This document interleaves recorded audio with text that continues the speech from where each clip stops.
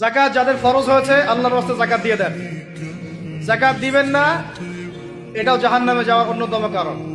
ওই সম্পদগুলোকে এভাবে গলানো হবে, গলিয়ে মুখে, গালে, পার্শ্বদেশে, চামড়ায় লাগিয়ে দেওয়া হবে। নাউজুবিল্লাহ।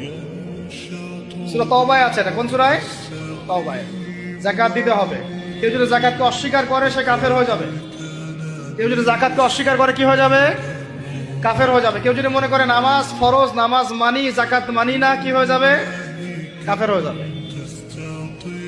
এখন আমার কথা হচ্ছে, ইসলামী অর্থনীতির মূল ভিত্তি হচ্ছে যাকাত। যাকাত যদি ঠিকঠাক মতো দিতেন, বাংলাদেশে একটা দরিদ্র মানুষও খুঁজে পাওয়া যাইত না। এটা গাল গল্প না, এটাই বাস্তবতা। কিন্তু আমরা সেটা বাস্তবায়ন করতে পারি নাই, পারছি না। আমার কথা শোনেন ভাই, বাংলাদেশে এমন অনেক মানুষ আছে, হাজার হাজার, যাদের যাকাত যদি আপনি কালেক্ট করতে পারেন, সমাজে একটা দরিদ্র মানুষও খুঁজে পাওয়া যাবে না।